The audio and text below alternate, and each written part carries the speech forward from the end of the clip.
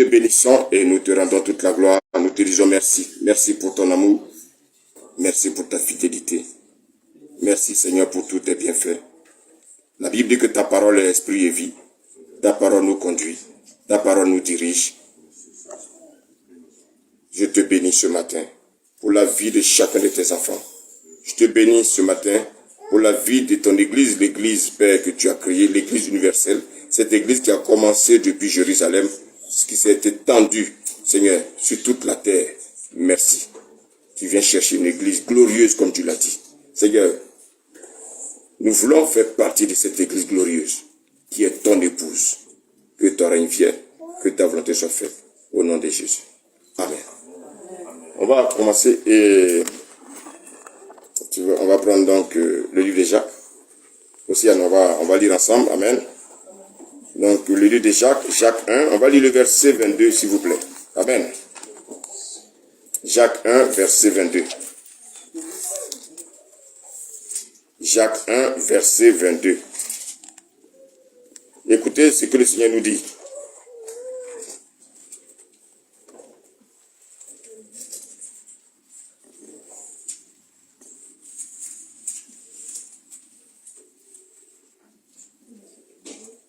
Mettez en pratique la parole. Mettez en pratique la parole. Et ne vous bornez pas à l'écouter. Et ne vous bornez pas à l'écouter. En vous trompant vous-même par de faux raisonnements. En vous trompant vous-même par de faux raisonnements. Alléluia. Voici un commandement pour tous les chrétiens. Un chrétien, la chose que Dieu va te demander, il va te demander de pratiquer la parole de Dieu. L'erreur qu'on commet, c'est que, bien aimé, souvent, on joue avec la parole de Dieu. Amen. Vous savez, un vrai chrétien, il ne lit pas un autre livre à la place de la Bible. La parole de Dieu, c'est celle-là qui va lui donner la vie. Alléluia. Alléluia. Alléluia. Aucun autre livre n'est au-dessus de la Bible. Aucun autre livre n'est au-dessus de la Bible. Et ça, je voulais que vous compreniez cela. La parole de Dieu n'a pas été écrite par un pasteur. La parole de Dieu n'a pas été écrite par un homme. La parole de Dieu a été écrite, bien aimé, par le Saint-Esprit. Alléluia. C'est le Saint-Esprit qui a écrit la parole de Dieu. Le Saint-Esprit, il a inspiré des personnes qui ont simplement écrit ce livre-là. Alléluia. Maintenant, quand je lis la parole de Dieu, que je découvre des choses, ce n'est pas d'abord pour mon ami. Ce n'est pas d'abord pour ceux qui sont absents. Alléluia. Alléluia. Amen. Alléluia. Amen. Quand je lis la Bible, ce que je reçois, c'est d'abord pour moi. Amen. Amen. Mais malheureusement, qu'est-ce qu'on fait? Souvent, quand on lit, qu'on médite, qu'on reçoit quelque chose, on pense que c'est pour les autres.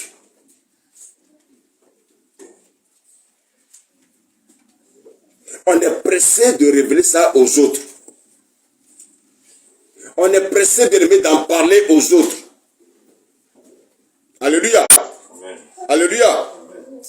Donc, il ne faut pas que nous soyons pressés de parler de ça aux autres. Ce n'est pas, bien aimé, la peine de nous presser de prêcher cette parole que nous avons reçue. Cette parole nous est d'abord destinée. Alléluia. Amen. Alléluia. Amen. Faites du fanfaronnage. C'est ce que nous on fait, nous, en tant que souvent chrétiens.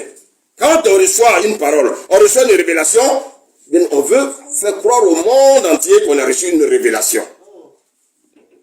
Mais cette révélation est d'abord pour toi. Tu dois d'abord la vivre. Tu dois comprendre la profondeur de cette révélation. Et comment ça va se passer? Le Seigneur va te prouver. Alléluia. Il va te prouver. Tu ne peux pas. Dieu ne te demande pas d'abord d'aller prêcher. Dieu veut te prouver avec cette révélation qu'il t'a donnée. Mais qu'est-ce qu'on fait souvent? On est pressé, on révèle les choses au monde. Vous savez, je ne peux pas parler de la puissance de Dieu si moi-même je n'ai pas, écoutez-moi bien, je n'ai pas expérimenté cette puissance de Dieu.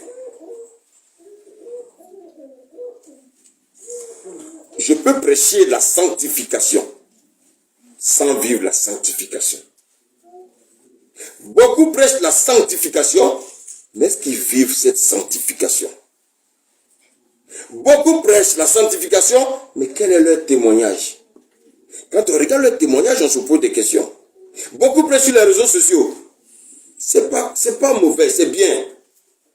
Mais combien prêchent la sanctification et combien vivent cette sanctification?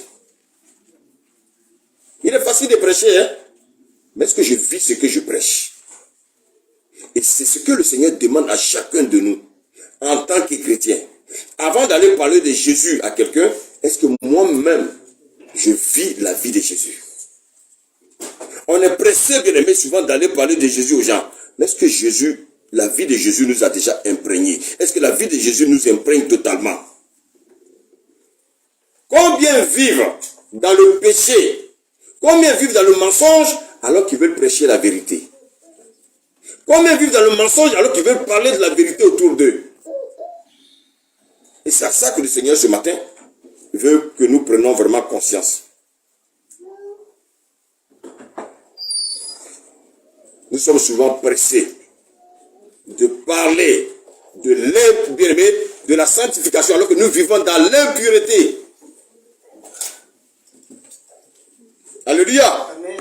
Alléluia. Amen. Combien, bien aimé, pas de la puissance de Dieu, on parle d'un Dieu qui est puissant. Mais est-ce qu'on l'a expérimenté nous-mêmes?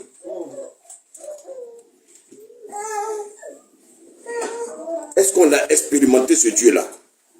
Amen. Alors que c'est vrai, la puissance de Dieu, elle est réelle. Mais est-ce que je la vis? Moi, j'ai expérimenté la puissance de Dieu. Donc, je peux en parler. Mais est-ce que toi, tu as expérimenté la puissance de Dieu? Est-ce que tu es conscient que Dieu est puissant? Tu dis que Dieu est puissant, mais est-ce que tu l'as expérimenté? Parce que quand tu l'expérimentes, tu es beaucoup plus à l'aise d'en parler. Alléluia. Tu parles du royaume des cieux. Est-ce que tu vis les lois du royaume des cieux? Tu parles de l'amour de Dieu.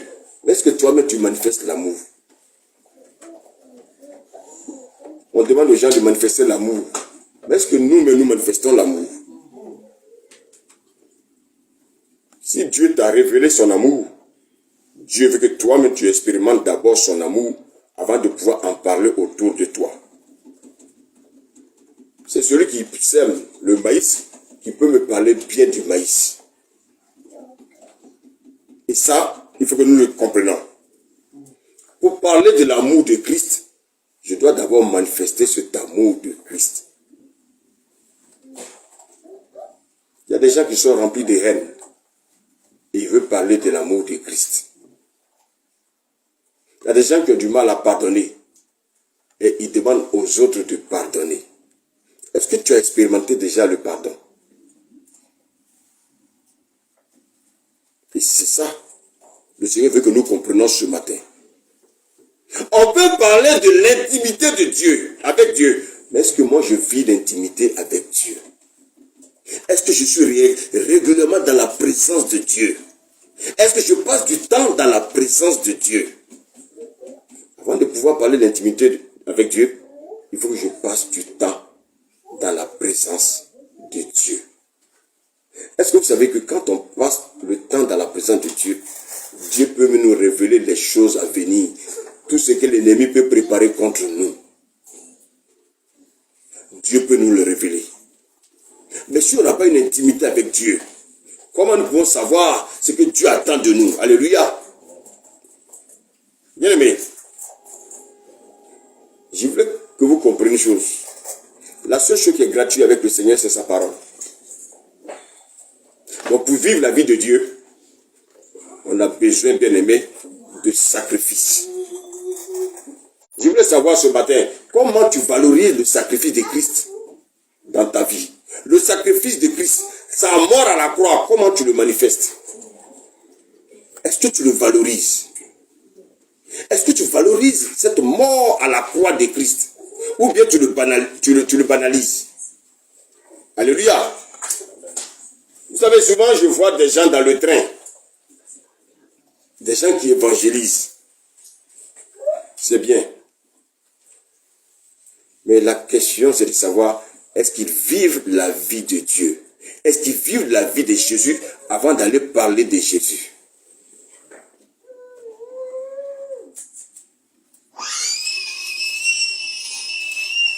On va prendre le Luc de Luc 9, s'il vous plaît. Luc 9, verset 49.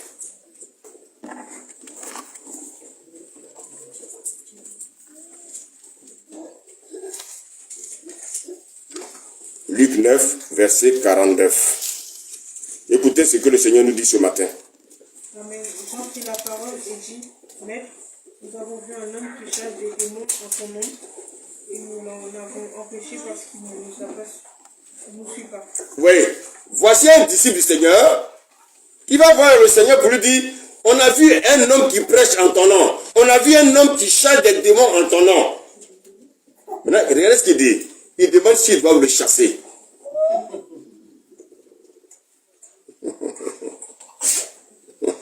Regardez la réponse de Jésus. Lis la suite. Ne l'en empêchez pas. Ne l'en empêchez pas, oui. Lui répondit Jésus, Oui. car qui n'est pas contre vous et pour vous. Qui n'est pas contre moi est avec moi. Alléluia. Amen. Alléluia. Amen. C'est vrai, beaucoup prêchent la nouvelle naissance, alors qu'ils ne sont pas nés de nouveau.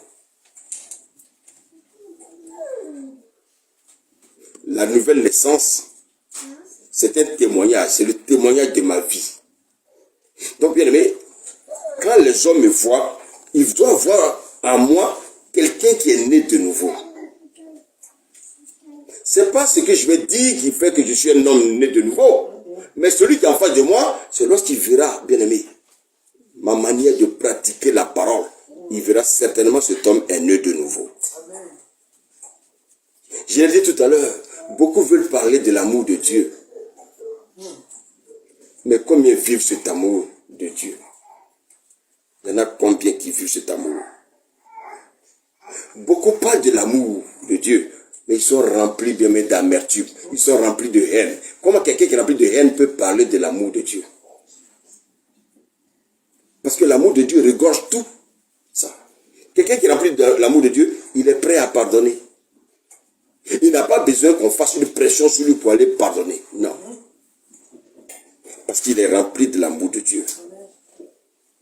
Voici qu'à écouter le conseil que Paul nous donne. Allons dans Philippiens 4.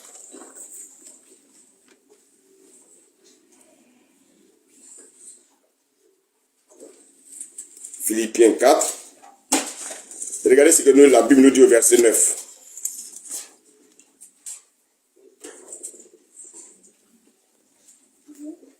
On y va?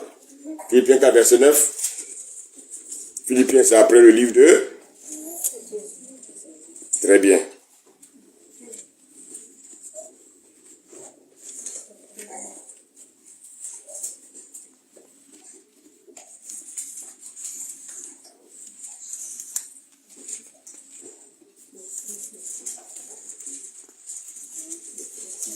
Est-ce que quelqu'un peut l'aider?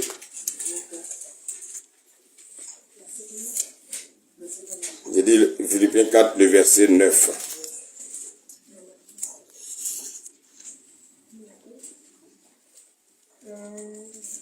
Ce que vous avez appris, Ce que vous avez appris, oui, reçu et entendu de moi, reçu et entendu de moi, et ce que vous avez vu en moi, et ce que vous avez vu en moi. Écoutez, écoutez, on va aller doucement. Il dit, ce que vous avez appris de moi. Un. Deuxièmement, il dit quoi? Reçu et entendu de moi. pratiquez-le. Et ce que vous avez vu en moi, pratiquez-le. Et c'est à cela que quoi? La suite? Et le Dieu de paix sera avec vous. Et le Dieu de paix sera avec vous. Pourquoi souvent on a l'impression que Dieu n'est pas avec nous? C'est-à-dire que ces quatre éléments ne sont pas réunis.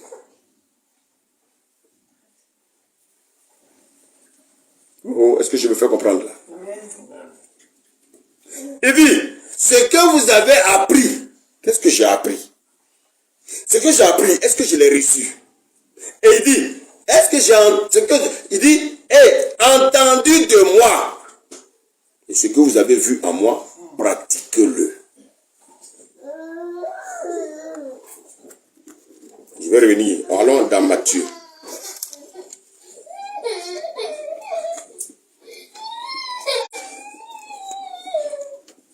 Alors dans Matthieu 5. Matthieu 5, à partir du verset 38.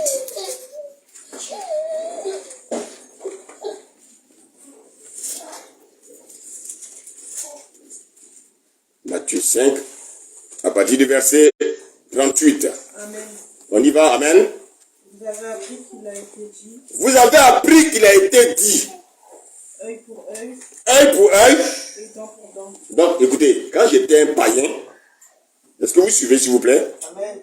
Vous avez appris qu'il a été dit, ça veut dire quoi? Quand j'étais un païen, quand j'étais un pécheur, il a été dit, œil pour œil, dent pour dent. Ça veut dire quoi? Je ne connaissais pas Dieu. Donc, je rendais le mal par le mal. J'étais prêt à me faire moi-même justice.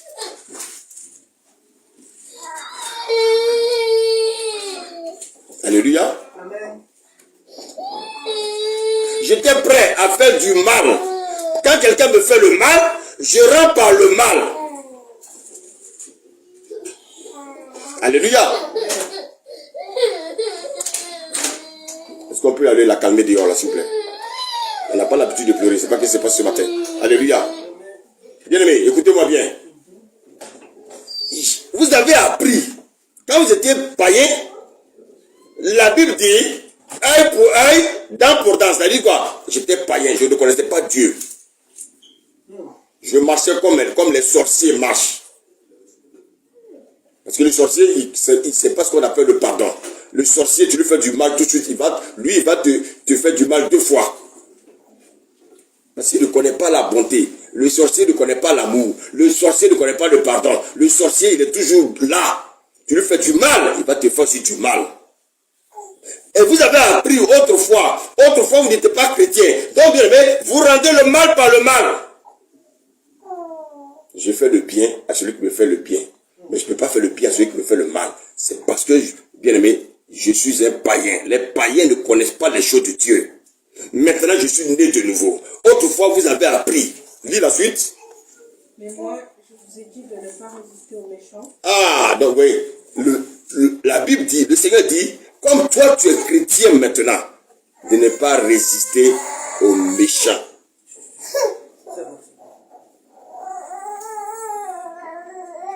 Alléluia. Comme tu es chrétien, il ne faut pas résister aux méchants. Quand tu es chrétien, c'est pas parce que le méchant t'a fait du mal que tu dois rendre aussi le mal.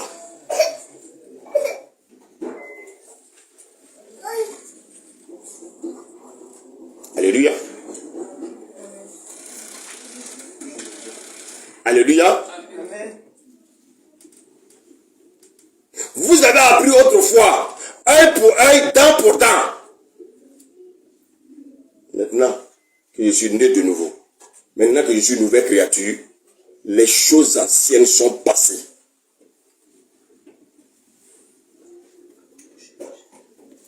On dit la suite. Si quelqu'un te frappe par la joue droite, présente-lui aussi l'autre. Je vous pose une question. Si quelqu'un me gifle sur la joue droite, si je lui tends la joue gauche, la personne peut me gifler? Non. Ça fait bizarre. Si quelqu'un te gifle sur la joue droite, tends-lui la joue gauche. Ça veut dire, bien, mais c'est une signification spirituelle. Alléluia. On lit la suite. Si quelqu'un veut plaider contre toi et prendre ta tunique, laisse-lui encore ton manteau. Voilà. Si quelqu'un veut prendre ta tunique là, écoutez, le Seigneur dit de lui donner à mettre dans ton manteau.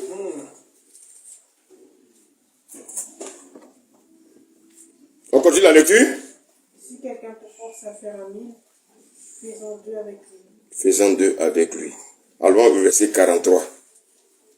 Vous avez appris qu'il a été dit, tu aimeras ton prochain et tu haïras ton La loi de Moïse dit que tu aimeras ton prochain, mais tu haïras ton ennemi. Donc, bien aimé, quand j'étais païen, j'aimais mon prochain, mais j'haïssais ceux qui étaient considérés comme mes ennemis.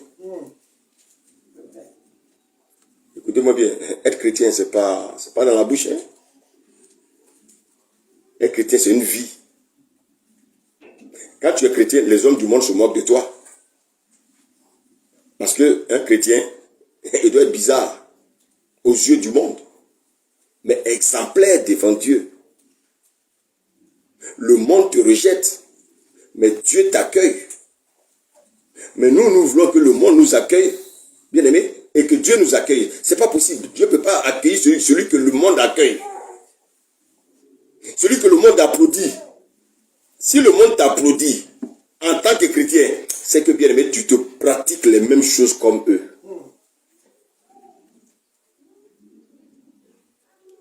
Le monde dit, celui qui me fait du mal, moi aussi je lui rends le mal. Dieu dit, non. Avec moi, Dieu, on ne rend pas le mal par le mal. Vous avez appris, écoutez, tu aimeras ton prochain et tu haïras ton ennemi. Ça, c'est ce que tu as appris quand tu étais païen. Maintenant, quand tu es chrétien, qu'est-ce que tu as appris de nouveau? Tu as reçu, bien aimé, une nouvelle, tu as maintenant une nouvelle naissance. Donc, bien aimé, tu as appris de nouvelles choses. Et quelle est cette nouvelle chose-là que Jésus te dit ce matin?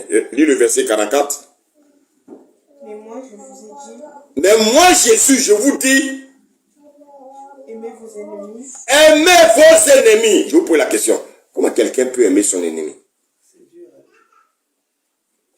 Quelqu'un qui a tué votre enfant. Dieu dit de l'aimer. Ton enfant que tu as gardé dans ton ventre 9 mois, quelqu'un le tue. Dieu dit de l'aimer. Qui peut le faire? Qui est capable de le faire?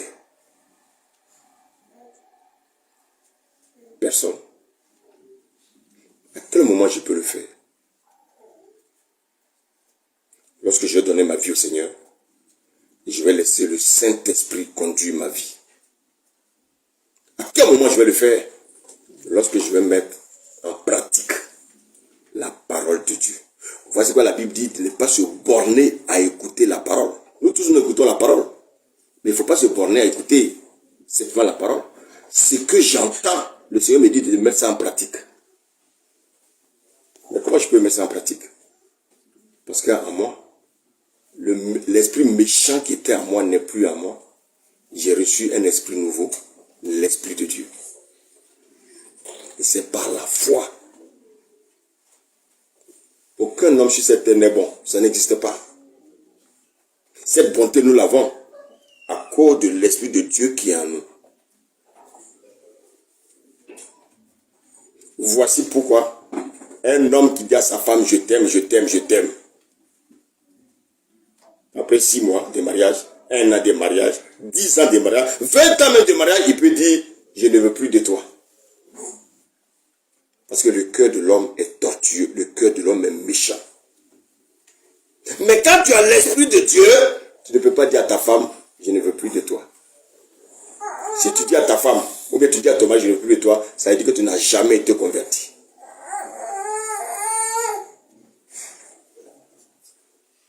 Oh, est-ce que je me fais comprendre ce matin là?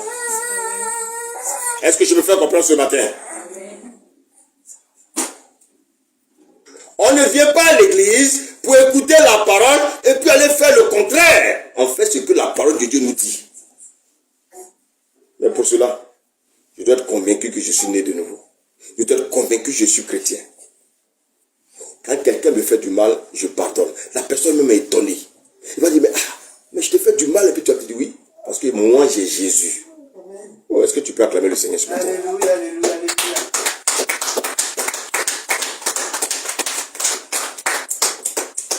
Parce que moi j'ai Jésus.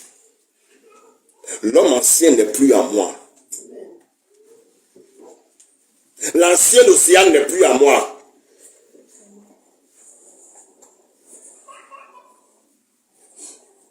Alléluia.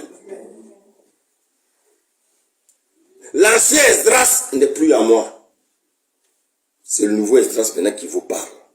Voici pourquoi le nouveau Esdras, il ne connaît pas la méchanceté. Le nouveau Esdras, il ne connaît pas la rancune. Le nouveau Esdras, il connaît l'amour de Dieu. Donc quand je sais que l'amour de Dieu est en moi, je ne peux que manifester cet amour autour de moi.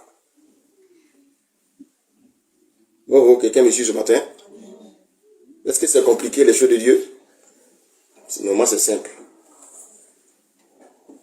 Quand je crois que je suis né de nouveau, c'est simple. Quand je sais que je marche par la foi, c'est simple. Vous savez, les choses de Dieu, la Bible dit, ce n'est ni par la force, mais c'est par l'Esprit de Dieu. Si mon mari m'a fait du mal, je suis prêt à pardonner. Je ne vais pas rendre le mal par le mal. Si ma femme m'a fait du mal, je ne vais pas rendre le mal par le mal. Pourquoi? Parce que je suis conduit par l'Esprit de Dieu. L'Esprit de Dieu, c'est un esprit de pardon. L'Esprit de Dieu, c'est un esprit bien-aimé de paix. Normalement, quand on rentre dans la maison d'un couple chrétien, c'est une maison de paix. Pas une maison bien aimée où il y a la bagarre. Une maison où bien aimé, on s'insulte tous les jours. Ça, c'est pas la maison d'un chrétien. Alléluia. Alléluia.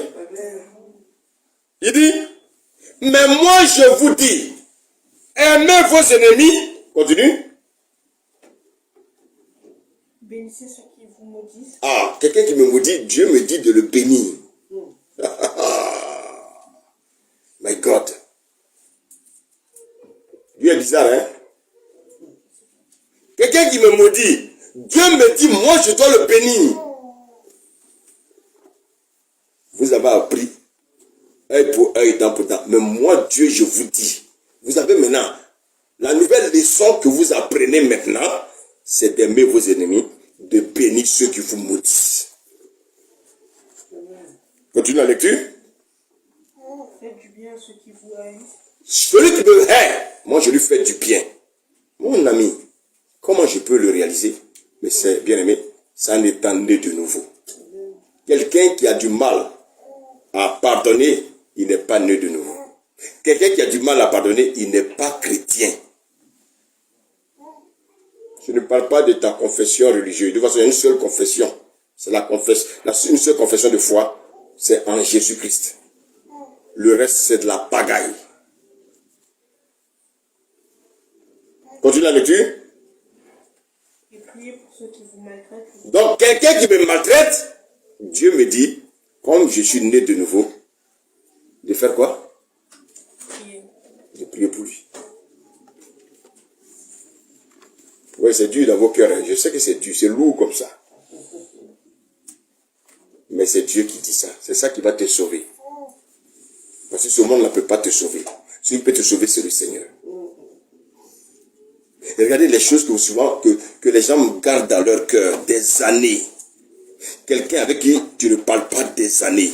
Mais en fait, tu as emprisonné cette personne dans ton cœur.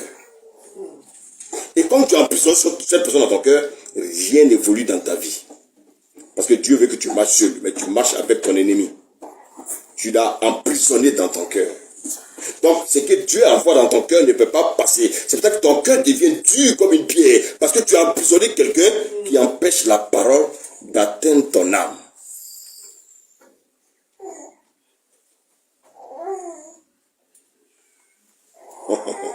Alléluia. Tu peux lire la suite? Afin que vous soyez fils de votre Père. Ah, donc pour être fils de mon Père, là, voici ce que le Seigneur me demande de faire. Si je ne fais pas ces choses, je ne suis pas fils de mon Père. C'est-à-dire que je suis le fils du diable. Mais si je fais ces choses, je suis le fils de mon Père qui s'appelle Jésus. Jésus, c'est lui le Père, c'est lui le Fils. J'aurai l'occasion de vous enseigner ça un jour. Pourquoi on dit Fils et pourquoi on dit Père? C'est le même Dieu, bien aimé, à un moment donné, dans sa manifestation, il est Fils, mais en même temps, il est Père. Je vous pose la question. Est-ce qu'il y a deux présidents? Dans un pays, il y a deux présidents. Donc au ciel, il doit y avoir combien de rois? On dit que Jésus est le roi des rois. Ça veut dire quoi? Ça veut dire que c'est lui Dieu. Mais les religieux ne peuvent pas comprendre ça. Les religieux font des débats là-dessus. Mais Dieu va les aider à comprendre ça un jour. Amen. Continue la lecture. Car il fait lever son soleil sur les méchants et sur les bons. Est-ce que Dieu, parce que Dieu non, est-ce que le méchant il mange pas? Oh, quelqu'un me suit? Le méchant il mange pas? Actuellement il fait froid, non? Le froid, ça tape les chrétiens, non? Ça tape aussi les païens, non? Parce que Dieu, il s'est dit que lui, Dieu, il est amour. Alléluia. Continue la lecture. Et il fait pleuvoir sur les justes Il fait pleuvoir sur les justes. et sur les injustes. Quand il pleut là, ça touche seulement les chrétiens? Non, la pluie touche aussi les païens. Ça veut dire quoi? La bénédiction de Dieu là, elle est aussi pour les païens, elle est aussi pour les chrétiens. Donc en fait, ce qui va nous sauver, ce ne sont pas, bien aimés, les bénédictions qui vont nous sauver. Ce qui va nous sauver, c'est notre marche avec Christ. C'est en pratiquant la parole de Dieu. C'est cette pratique de la parole de Dieu qui va nous sauver. Eux, ils ne pratiquent pas la parole, donc ils ne seront pas sauvés. Mais si toi, tu te dis chrétien, et tu ne pratiques pas la parole aussi, tu ne seras pas sauvé. Parce que tu es comme eux. Tu as seulement le nom chrétien, mais tu es comme eux. Et c'est ce que le Seigneur ne veut pas. Alléluia. Alléluia. La chose qui va impacter ta vie, la chose qui va changer ta vie, bien aimé, ce n'est pas ce que nous allons dire, mais ce n'est pas ce que nous allons écouter, mais c'est la parole que nous allons mettre en pratique. Lorsque nous allons, bien aimé, témoigner de cette parole, lorsque nous allons mettre cette parole en pratique, lorsque nous allons obéir à la pratique de cette parole, c'est ça qui va nous sauver. Alléluia. Quand les autres te regardent, qu'est-ce qu'ils voient en toi? Qu'est-ce que les hommes disent de toi? Parce que les hommes sont prêts à parler, hein? Toi, tu ne peux pas les empêcher. Mais qu'est-ce que les gens diront de toi? C'est que vous avez appris. Il a dit aussi, ce que vous avez vu en moi. Quand vous me regardez, est-ce que je ressemble à un enfant de Dieu? Quand je vous regarde, est-ce que vous ressemblez à des enfants de Dieu? Ce que vous avez vu. Qu'est-ce que je vois en toi quand je te regarde? Parce que je peux te regarder puis ne rien voir. Mais quand je te regarde, qu'est-ce que je vois? Est-ce que je vois en toi un enfant de Dieu ou bien un enfant du monde? Quand je vois en toi, est-ce que je vois quelqu'un qui est rempli d'amour ou bien quelqu'un qui est rempli de méchanceté?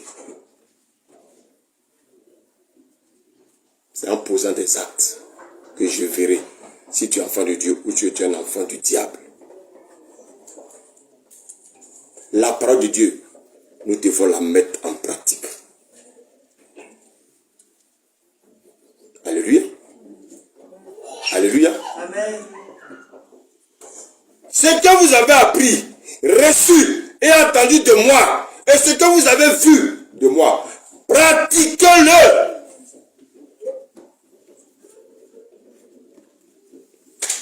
Il ne faut pas empêcher l'enfant de courir. Il faut le dire, pardon. Amen. Alléluia.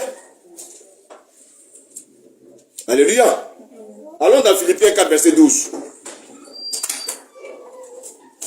Philippiens 4, verset 12.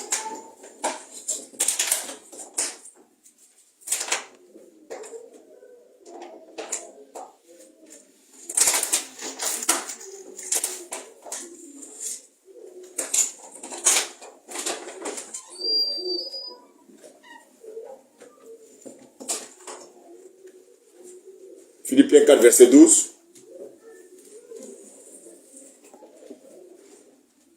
Si quelqu'un peut prendre le relais, amen. Amen, on y va. Amen. Amen. Je sais vivre dans l'humiliation Je sais vivre dans l'humiliation. et je sais vivre dans l'abondance. Ça veut dire quoi? L'humiliation, c'est quoi? L'abondance, c'est quoi? Quand les gens vous prêchent, on dit qu'un chrétien doit être riche. Donc, ça veut dire qu'un chrétien qui n'est pas dans l'abondance, c'est pas un chrétien alors. Faites attention à ce que vous entendez. Faites attention au message que vous entendez. Paul dit ici, je sais vivre dans l'humiliation et je sais aussi vivre dans l'abondance. Lis la suite. Dans l'abondance. Et à être en tout et partout. J'ai appris à être rassasié et à avoir faim. Donc un chrétien peut être rassasié, un chrétien peut avoir faim. Oh, je ne sais pas souvent, quand je vois souvent les chrétiens, je vois le raisonnement, souvent je suis surpris. Un chrétien peut être pauvre, un chrétien peut être riche. Voilà la richesse que Dieu te donne, qu'est-ce que tu fais avec? Alléluia. Alléluia. Amen. J'ai appris à être rassasié, j'ai appris aussi à avoir faim. Mais pourquoi Paul dit ça? Parce qu'il a entendu Jésus parler de ça. Et donc il ne fait qu'expérimenter. Continue la lecture, il dit quoi? Et à être dans l'abondance et à être dans la disette. Donc je peux être dans l'abondance, je peux être dans la disette, je peux être dans le manque. Pourquoi? Parce que Paul dit qu'il a appris à vivre cette situation. Il a appris à vivre. Quand il y en a, gloire à Dieu. S'il n'y en a pas, gloire à Dieu. Mais ce n'est pas parce que je n'ai pas que je ne suis pas enfant de Dieu. Ce n'est pas parce que je n'ai pas que Dieu n'est pas avec moi.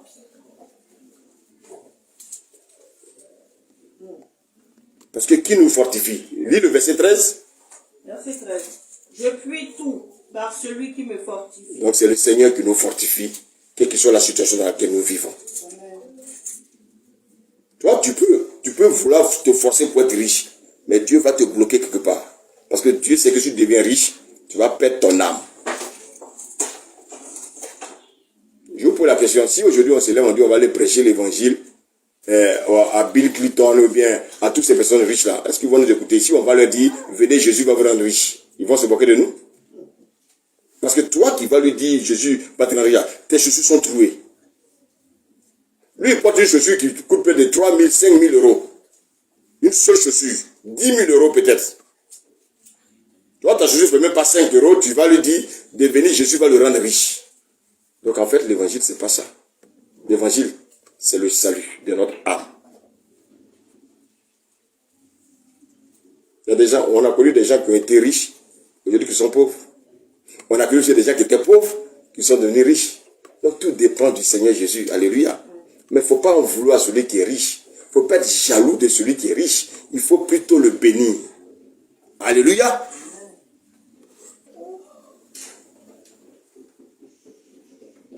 Quand je te regarde, est-ce que tu as une vie de chrétien? Est-ce que tu as une vie de discipline? Est-ce que tu disciplines ta vie?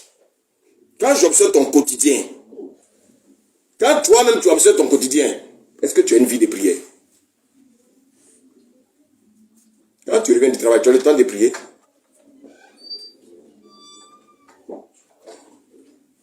Quand tu reviens du travail, est-ce que tu as le temps de prier? Est-ce que quand tu reviens du travail, tu as le temps de méditer la parole de Dieu? Ça, ce sont des choses que Paul a appris. Il a appris ça de qui? De ses dévanciers. Parce que n'oubliez pas que Paul, c'est un érudit. Paul, il a appris auprès d'un maître qui s'appelait Gamaliel. Donc, bien aimé, Paul, c'était quelqu'un qui avait, bien aimé, il avait la Torah comme sa nourriture. Paul méditait la parole nuit et jour. Mais, comme il avait déjà l'habitude, quand il est venu dans le Seigneur, c'était quelque chose de facile pour lui. Paul dit, il a appris ça de quelque part. Alléluia. Alors, dans 1 Corinthiens 15,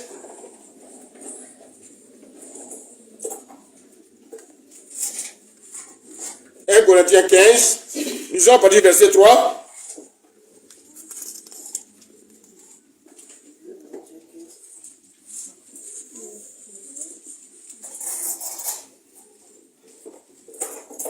Amen. Amen. Je vous ai enseigné avant tout, comme je l'avais aussi reçu. Donc, on ne peut qu'enseigner ce qu'on a reçu. Alléluia. Et Paul, avant d'enseigner, ce sont des choses qu'il a expérimentées.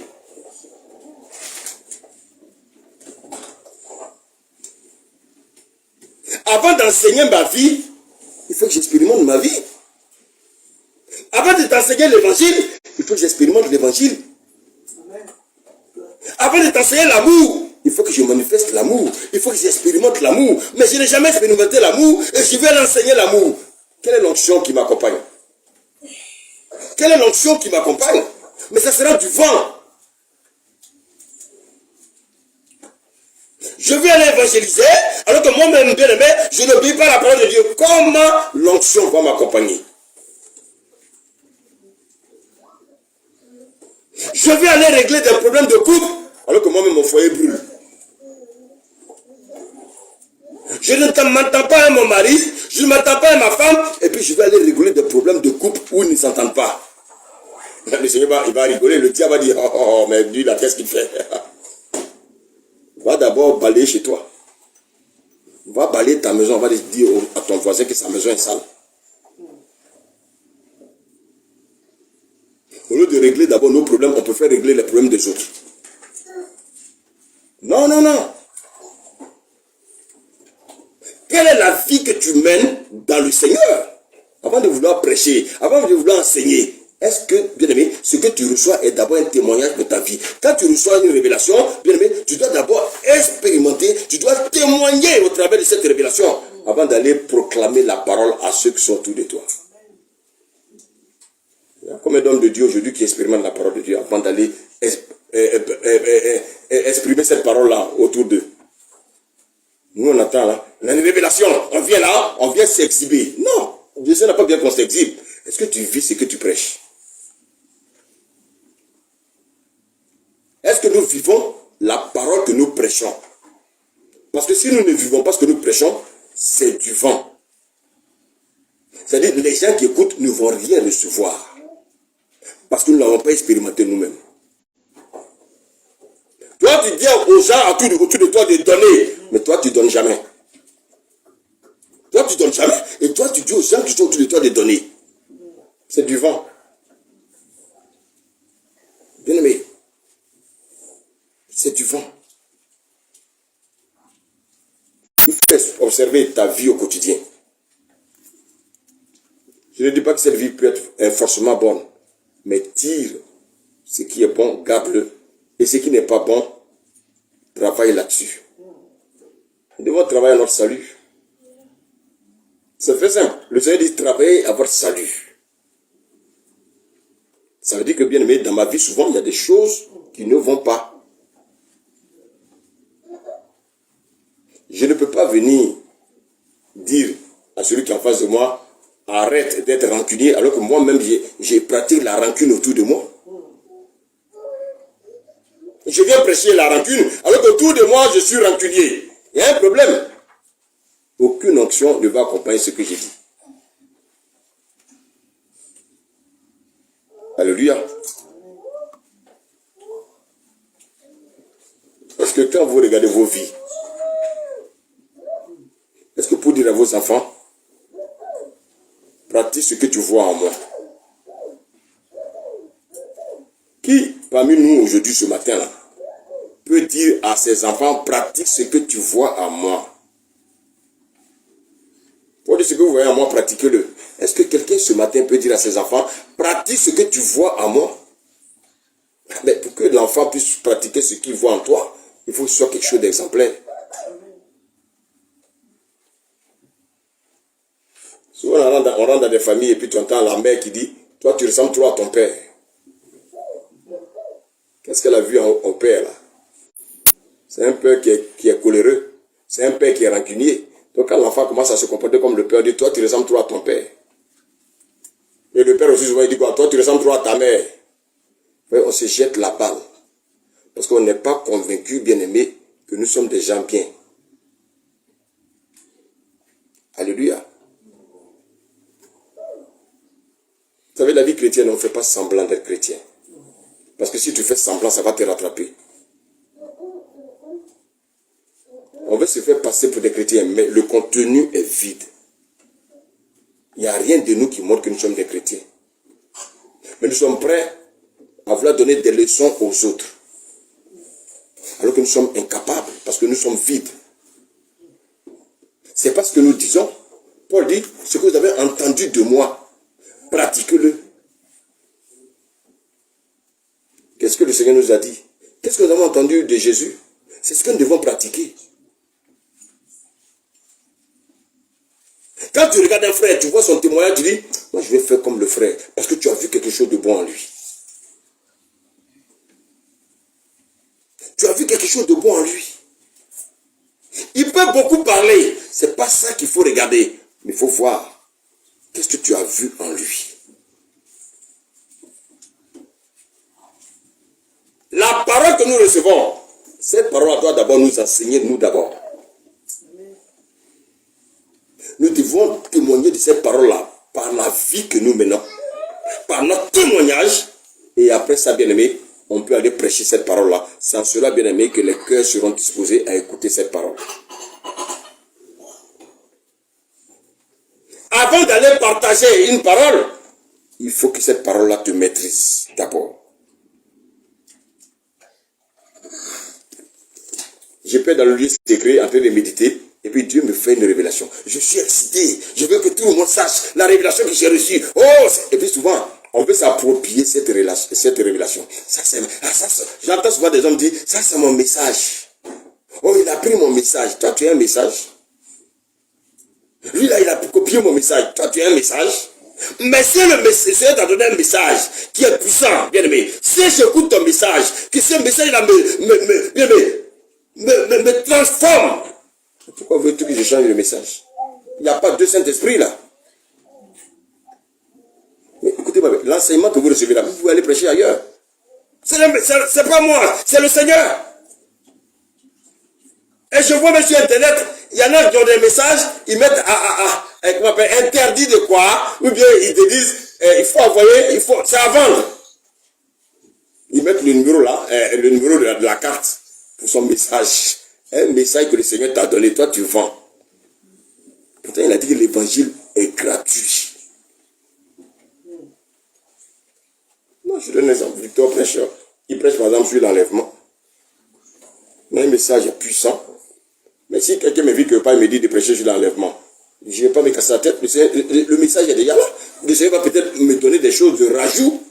Mais pourquoi je vais aller transformer ce qu'il a reçu alors que je sais que c'est quelque chose qui vient du Seigneur? Dieu peut me donner d'autres révélations. Mais ça ne veut pas dire que le message de Victor appartient à Victor. C'est le message que le Seigneur lui a donné pour son peuple. Alléluia. Amen. Mais bien aimé qu'on s'approprie les choses que Dieu nous donne. Ça c'est mon message. Ça c'est mon église. Oh, ça c'est l'église. Il y a des gens qui ont des églises. L'église du pasteur Tan.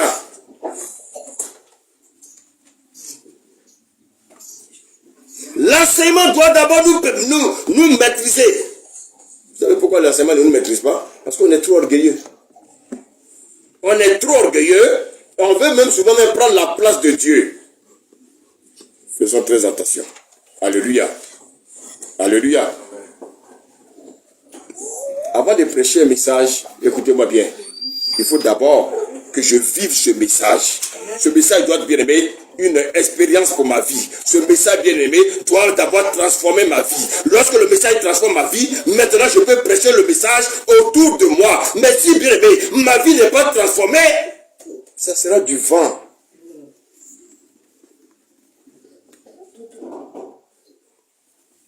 Alléluia. Je reçois une révélation du Seigneur. Je dois expérimenter ce message. Le Seigneur me parle de rancune. Je me dis de me parler de rancune. Ça veut dire que le Seigneur me dit que tu es rancunier contre quelqu'un. Expérimente ça d'abord. Va régler ta vie. Va régler ton problème avant de venir prêcher. Quand tu médites, la révélation que tu as là, elle est d'abord pour toi. Mais toi, tu as une révélation que tu penses à un frère de l'église. Mais c'est le frère de l'église qui médite. Toi, vis d'abord. Seigneur, qu'est-ce qui ne va pas dans ma vie? Il va te montrer. Dieu, il est clair. Il montre clair. Mais le visage même de la personne va rentrer dans ta chambre. Ça via. Alléluia. Amen. Avant de prêcher un message, avant d'enseigner un message, avant de partager un message, il faut d'abord vivre le message. Regarde le contour de ta vie. C'est une parole qui t'est d'abord destinée à toi. Il dit, vous êtes heureux. Pourquoi nous sommes heureux? Il dit quoi? Si vous savez faire quoi? Si vous savez ces choses. Mais c'est bien de le savoir. Il parlait à ses disciples. Il dit, si vous savez ces choses, vous êtes heureux.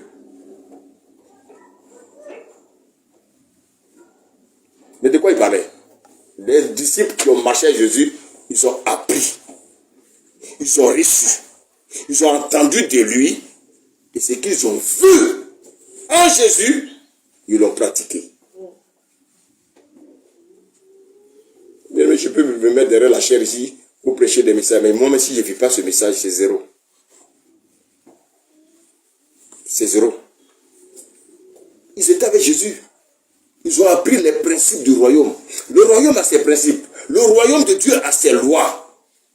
Comme ce monde a ses lois. Mais nous, qu'est-ce que nous faisons? Nous obéissons aux lois de ce monde et nous refusons d'obéir aux lois de Dieu. Et c'est facile pourquoi bien souvent nos vies tournent en rond. Alléluia. Il n'a pas dit heureux si vous les enseignez. Il dit heureux si vous les pratiquez. Donc la parole de Dieu, nous devons la pratiquer avant toute chose. On veut enseigner. On veut être les grands prédicateurs. Mais est-ce qu'on vit ce que nous prêchons? Nous sommes toujours là pour dire oui. Le Seigneur dit de manifester l'amour. Mais est-ce que nous-mêmes on manifeste l'amour? Alléluia. Quand le Seigneur nous révèle quelque chose, la première des choses, Dieu veut nous éprouver d'abord nous. Il veut d'abord nous éprouver. Au travers de la révélation, Dieu veut nous enseigner quelque chose. Dieu veut nous éprouver. Regardez comment Dieu a éprouvé Moïse. Dieu a donné les miracles à Moïse. Mais Dieu l'a éprouvé pendant 30 ans. Avant de libérer ce peuple-là bien aimé de l'Égypte. Dieu a éprouvé Moïse pendant 30 ans. Mais il pouvait arriver en Égypte là et puis bon, mais les gens allaient le suivre. 30 ans. Il fallait d'abord convaincre le peuple. Parce que beaucoup avaient des assises en Égypte. Il fallait les libérer leur cœur de l'Égypte. Il fallait maintenant combattre maintenant celui qui les détenait. Alors vous croyez que ça s'est fait en 2 jours? Non. Moïse a passé 30 ans. Il avait non seulement un combat contre Pharaon, mais il avait aussi un combat interne. Au milieu du peuple, beaucoup s'étaient attachés à des Égyptiennes. Beaucoup étaient attachés aux lois égyptiennes. Beaucoup étaient attachés à la viande de l'Égypte. Ils ne voulaient pas abandonner ces choses. Mais ce n'est pas facile pour les hommes de Dieu. Pendant que tu es en train de prêcher, tu as attaqué. Alléluia. Tout à l'heure, il y a quelque chose que j'ai ressenti quand j'ai prié pour quelqu'un. Bien aimé. Mais c'est pas la douceur. C'est une douleur que j'ai reçue. Mais cette douleur que j'ai reçue là, ça ne peut que me fortifier. Pour me dire qu'ils ont été atteints.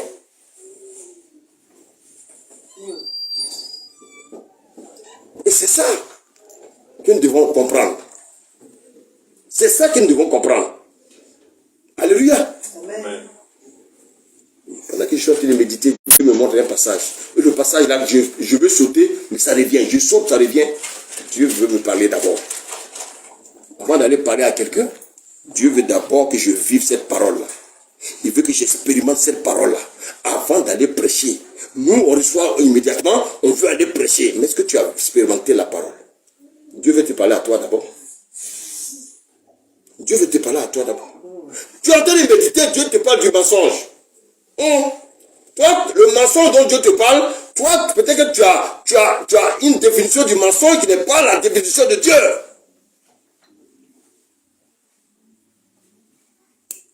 Seigneur, qu'est-ce que tu veux me dire?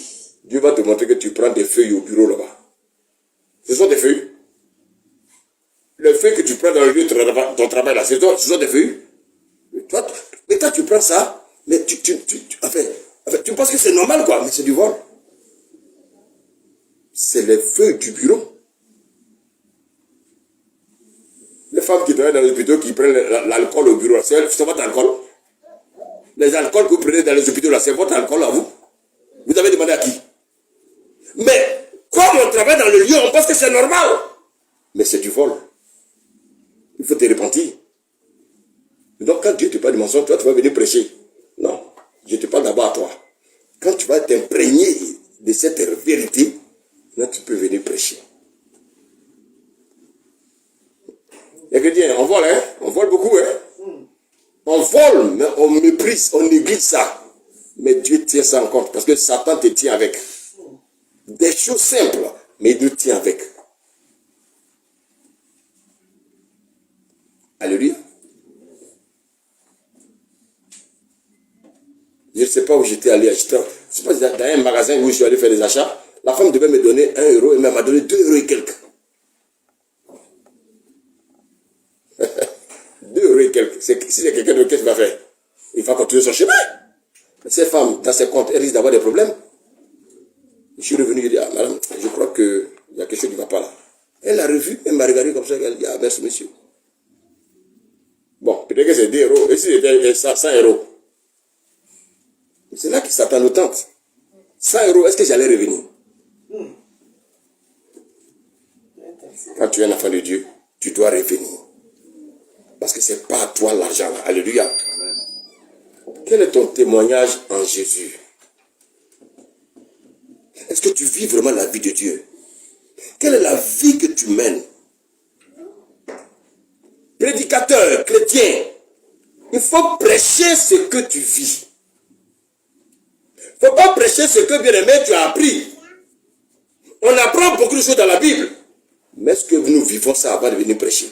Est-ce que nous vivons ça avant de vouloir partager ça avec un frère ou une soeur? Et ça, le Seigneur nous interpelle ce matin. On aime prêcher, les hommes aiment prêcher. Mais est-ce que nous vivons ce que nous prêchons?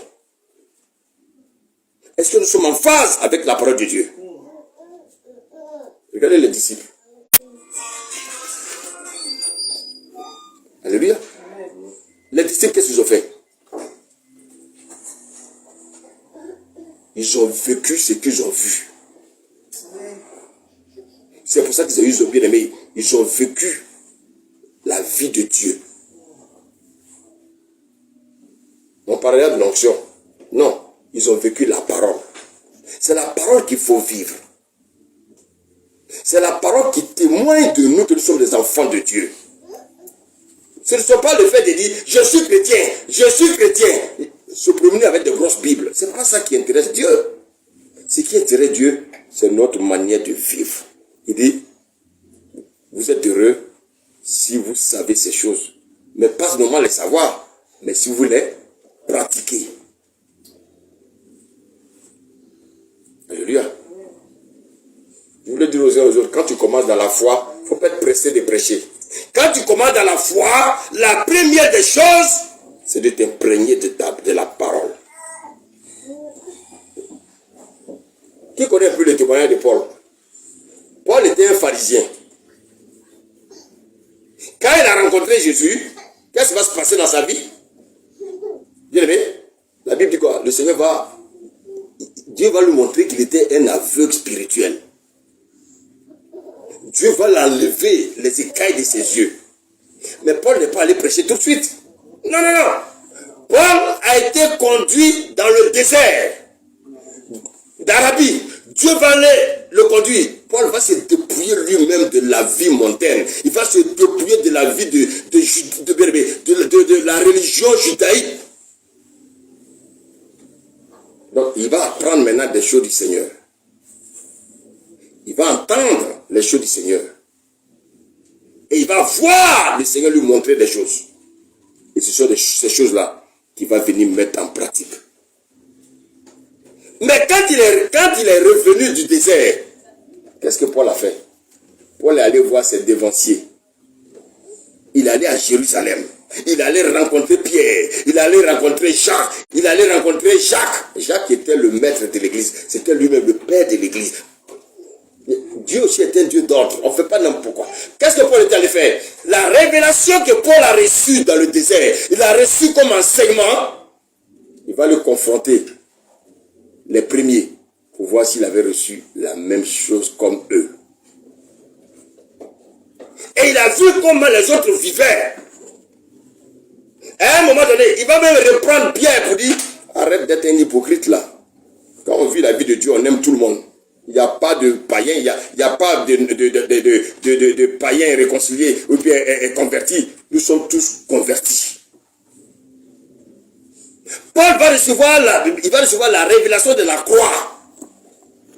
C'est que les autres peut-être n'avaient pas reçu comme Paul. Mais quand Paul va prêcher, les trois vont attester le message de Paul.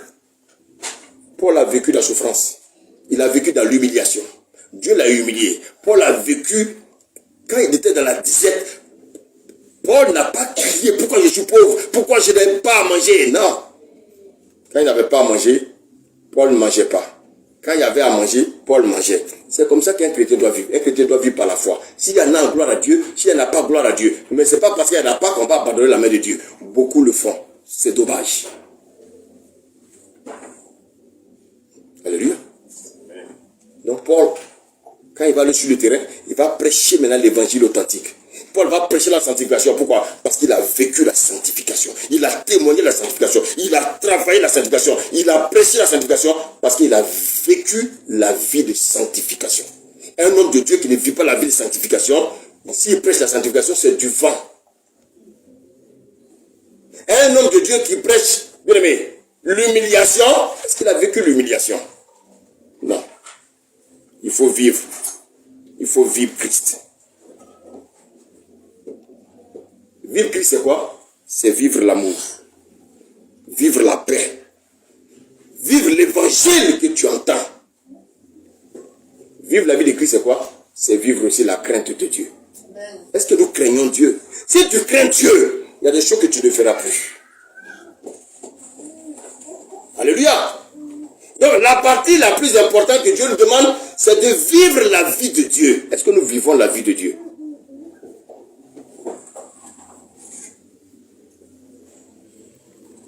Bien-aimé, c'est lorsque nous serons devant le tribunal de Christ que le Seigneur nous dira vraiment qui nous sommes. Et toi, tu as vécu ma vie à un moment donné, mais le reste que tu faisais, c'était du vent. Alléluia. Bien-aimé, tout ce que nous vivons, ça nécessite un prix. La vie de paix, là, ça nécessite un prix. La vie de sanctification nécessite un prix. Ça veut dire quoi? Ça veut dire que tu dois abandonner ton passé. Tu dois abandonner les choses que tu faisais avant. C'est un prix. Bien aimé. Ça c'est très très important. Bon, c'est pas bien aimé.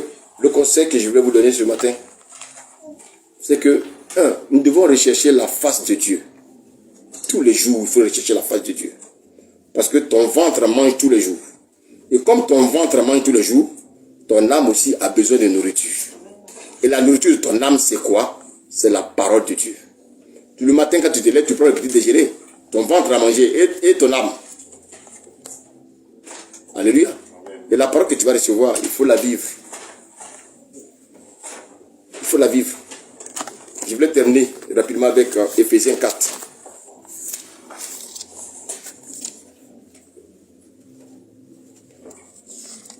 Ephésiens 4.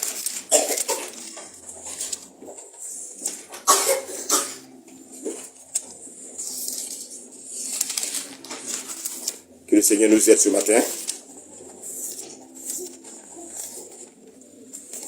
Est-ce que quelqu'un peut me lire à partir du verset 20? Amen.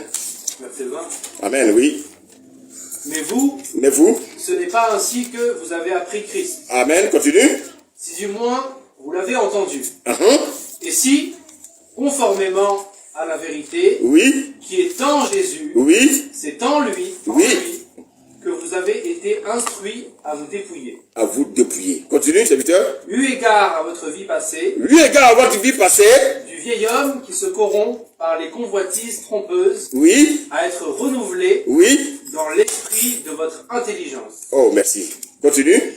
et Et, à revêtir hein, l'homme nouveau, continue. créé selon Dieu, Créer selon Dieu, pas selon un homme.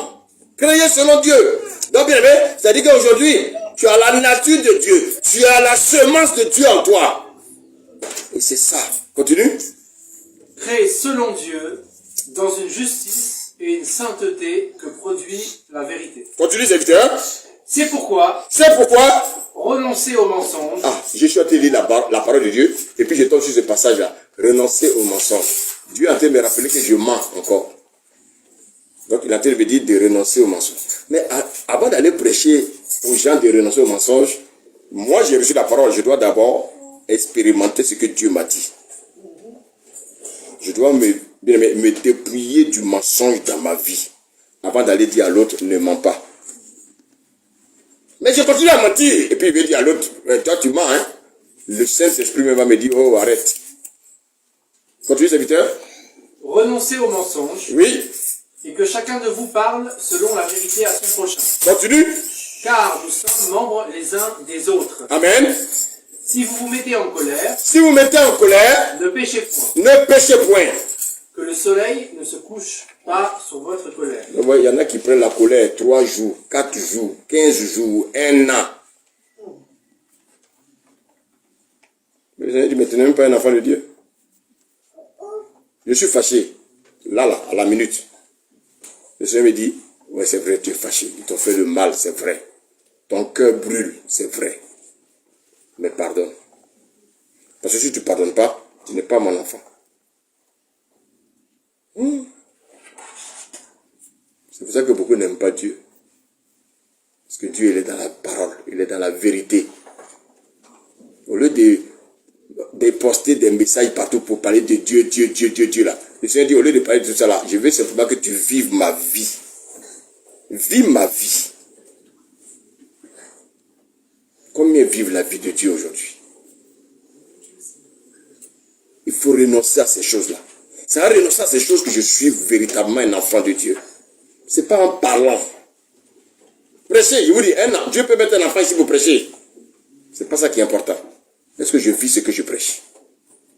Si je vis ce que je prêche, alors je suis heureux. Il dit, heureux si vous savez ces choses. Mais surtout, pratiquez-les. Combien parmi les chrétiens pratiquent la parole de Dieu? Ils sont toujours en train de chanter qu'ils sont enfants de Dieu. Mais combien pratiquent la parole de Dieu? Ce matin, le Seigneur voulait nous interpeller pour nous dire, nous avons appris des choses. Nous avons même entendu parler des choses. C'est bien. Mais ce qu'il nous recommande, c'est de mettre la parole en pratique. De ne pas nous borner à l'écouter. Beaucoup se bornent. Dieu ne veut pas de ça. Dieu veut que nous mettions la parole en pratique. C'est en cela que nous sommes les enfants de Dieu. Que le Seigneur vous bénisse. Amen. Amen.